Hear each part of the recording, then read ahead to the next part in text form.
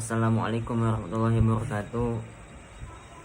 Perkenalkan, nama saya Judi Firas. Saya dari Prodi IAT dengan NIM 53020210034. Kali ini saya akan menjelaskan tentang penafsiran surat Al-Ikhlas dari ayat 1 sampai ayat 4. Bismillahirrahmanirrahim. Qul huwallahu ahad, Allahus samad, lam yalid walam yulad walam yakul lahu kufuwan ahad.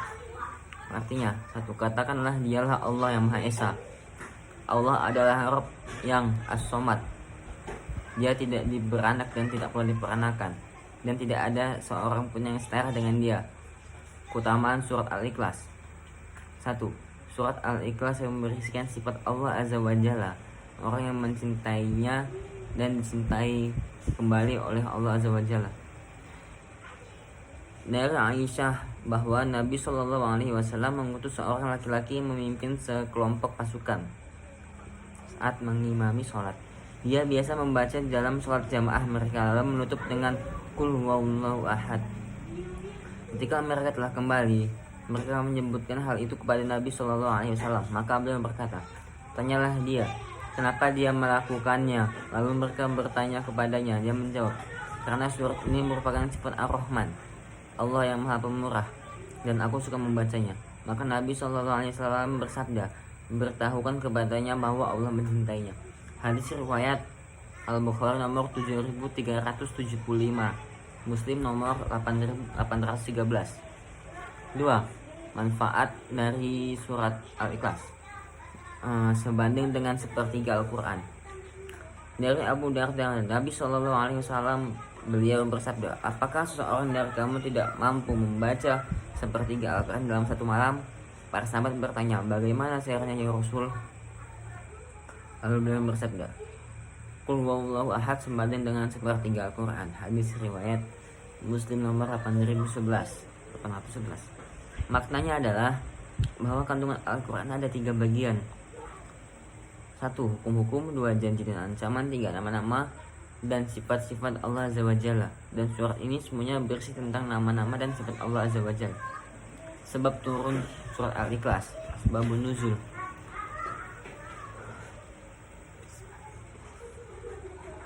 Dari Ubay bin Ka'ab radhiyallahu anhu bahwa orang-orang musyrik berkata kepada Rasulullah SAW, sebutkan nasab Rabbmu kepada kami. Maka Allah menurunkan ayat pertama, katakanlah dialah Allah yang Maha Esa.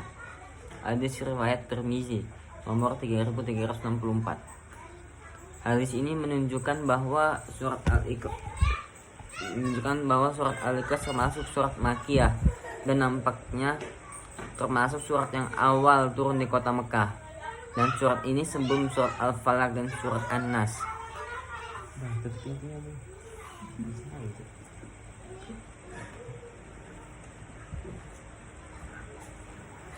Artinya ayat-ayat dan tafsirnya.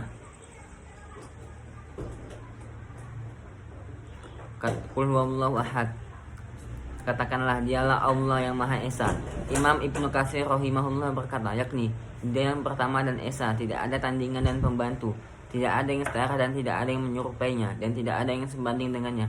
Kata ini tidak digunakan untuk menetapkan pada siapapun selain pada Allah Subhanahu wa taala, karena dia Maha sempurna dan seluruh sifat-sifatnya dan perbuatan-perbuatannya. Tafsir Ibnu Katsir. Para ulama penyusun tafsir Al-Muyassar berkata, katakanlah wahai Rasul, dialah Allah yang Maha Esa al-Uluhiyah, hak diibadahi, rububiyah mengatur seluruh makhluk, dan asma wa sifat, nama-nama dan sifat-sifatnya. Tidak ada satupun yang menyekutuinya dalam perkara-perkara itu. Tafsir Al-Muyassar bab 11 nomor 96. Allahus Samad adalah satu nama di antara Asmaul Husna yang dimiliki Allah Azza wa Jalla. Inilah keterangan para ulama tentang makna As-Samad. Rob yang segala sesuatu menghadap kepadanya dalam memenuhi semua kebutuhan dan permintaan mereka. Ini pendapat Ibnu Abbas radhiyallahu anhu dan riwayat Ikrimah. 2. As-Sayyid, penguasa yang kekuasaannya sempurna. Asy-Syarif, maha mulia yang kemuliaannya sempurna. Al-Azim, maha agung yang keagungnya sempurna. Al-Halim, maha sabar yang kesabarannya sempurna. Al-Alim, mengetahui yang ilmunya sempurna. Al-Hakim, yang bijaksana. 3. Yang maha kekal. 4.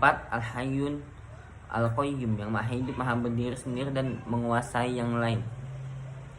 5. Tidak ada sesuatu pun yang keluar darinya dan dia tidak makan. Ini pendapat Ikrimah.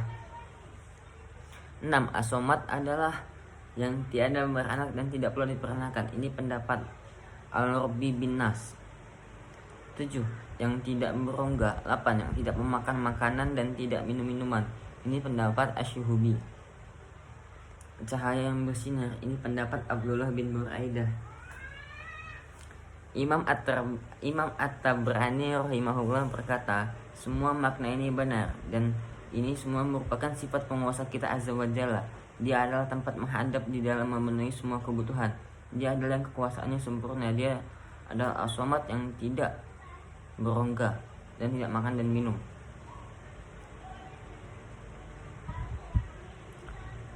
Lanjut ya ayat ketiga ya, berarti lam yalid wa lam yulad. Dia tidak beranak dan tidak pula diberanakan. Syekh Mus'ad At-Tayyar hafizahullah berkata, yaitu Allah ini yang berhak diibadahi dan tidak dilahirkan sehingga akan binasa.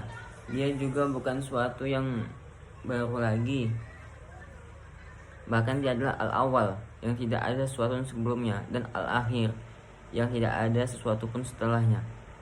4. Walam yakul lahu kufuwan ahad, dan tidak ada seorang pun yang setara dengan dia. Syekh Al-Utsaimin rahimahullah berkata, tidak ada seorang pun yang menyamainya dalam seluruh sifat-sifatnya. Syekh Mus'ad At-Tayyar Al-Hafizahullah berkata, dan tidak ada tandingan yang menyamai dalam nama-nama, sifat-sifat dan perbuatan-perbuatannya. Tafsir Juz Amma.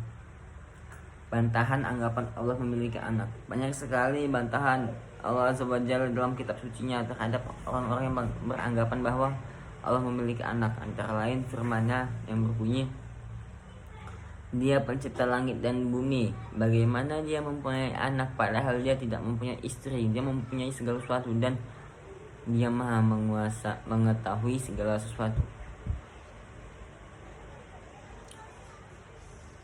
Kandungan surat Al-Ikhlas. Surat-surat ini memuat berbagai kandungan dan faedah yang agung, antara lain 1. Penetapan sifat ahadiyah keesaan, penetapan sifat somadiyah bagi Allah Subhanahu wa taala, mengenal Allah dengan nama-nama dan sifat-sifatnya, penetapan tauhid dan kenabian, kedustaan orang yang menganggap Allah Subhanahu wa taala memiliki anak, kewajiban beribadah kepada Allah Subhanahu wa taala karena hanya Dialah yang memiliki hak untuk diibadahi. Inilah sedikit penjelasan tentang surat yang mulia ini. Semoga bermanfaat. Wallahu a'lam. Baiklah, semoga apa yang kita dengar dan apa yang saya bacakan di sini bermanfaat bagi antum-antum semua. Bila salah itu dari saya, jika benar itu datangnya dari Allah. Unzur maqala wala tanzur maqala. Sekian dari saya. Assalamualaikum warahmatullahi wabarakatuh. Waalaikumsalam warahmatullahi wabarakatuh.